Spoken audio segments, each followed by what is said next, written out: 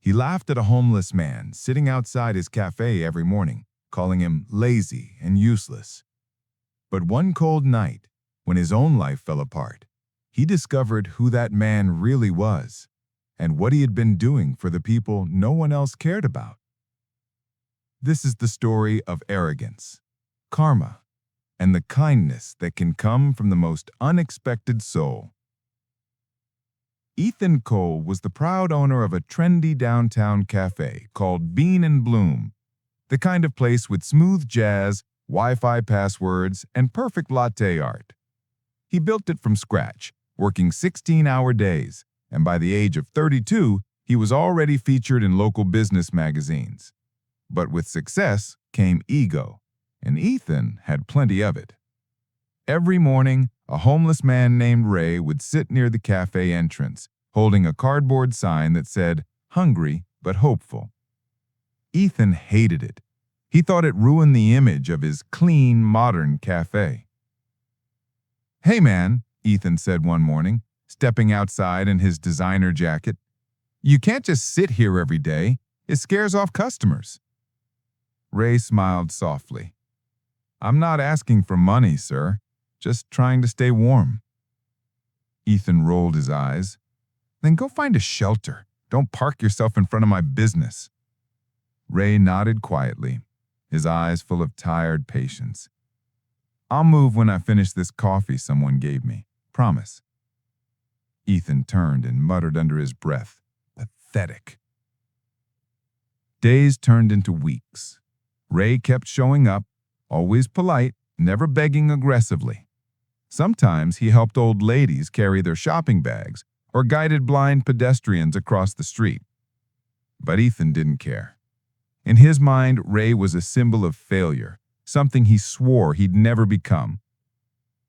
One afternoon, a young woman named Mia, a journalist, walked into the cafe. "I'm doing a local human interest story on kindness in the city. Mind if I shoot some clips outside your cafe?" Ethan smiled proudly. "Of course. Make sure you get my logo in the background." Mia spent hours filming the street life around the cafe. Ethan assumed it was all about him, his trendy customers, the good vibes, the social media aesthetic. He didn't notice that she spent most of her time interviewing Ray. That night, heavy rain poured over the city. The cafe was closing up when Ethan noticed Ray still outside, shivering under the awning. "Why are you still here?" Ethan snapped. "You'll freeze." Ray just smiled faintly. "I'll be fine. Others need the shelter more." "Others?" Ethan frowned. Ray nodded toward the alley.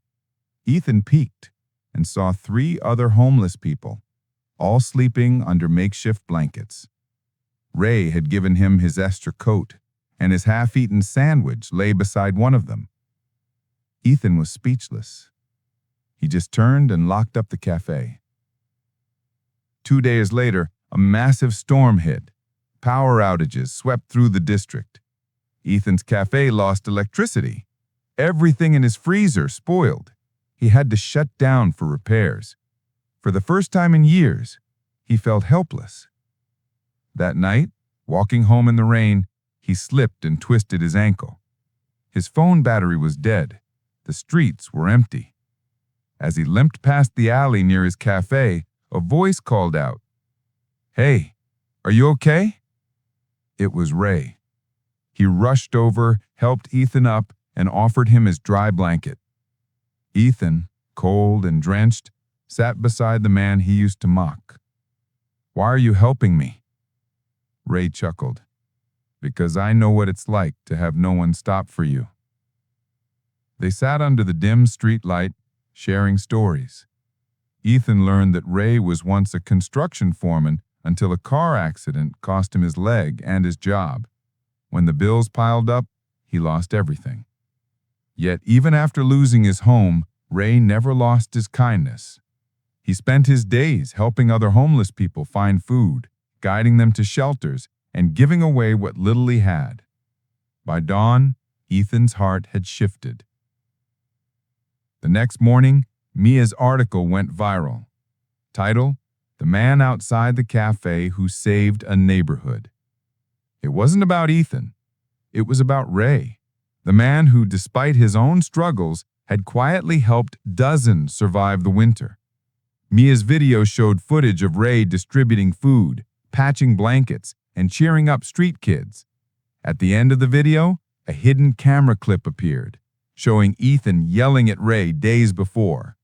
The internet exploded. Heartless cafe owner mocks homeless hero, the comments said. Ethan's cafe was flooded, not with customers, but with hate. For the first time, Ethan stayed silent. He didn't delete the video, didn't defend himself. Instead, he closed the cafe for 3 days. When it reopened, everything had changed. A new sign appeared over the door. The Kind Cup, serving hope with every coffee. Ethan rehired Ray, not as a janitor, but as community manager, in charge of a small fund to help struggling people find housing and jobs. Every cup sold donated a few cents to the cause. At first, people came out of curiosity. Then they stayed, because the cafe had become something more than coffee. Ray would often sit by the window, smiling at new faces, offering warm words to anyone who looked down. And one evening, as the cafe buzzed with laughter and chatter, Ethan quietly sat across from him. "You know, you changed my life," Ethan said softly. Ray smiled. "No, my friend. You just finally started listening to your heart."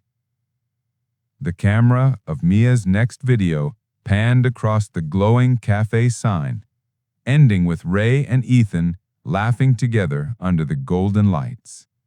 Proof that one act of kindness can ripple farther than you'll ever see.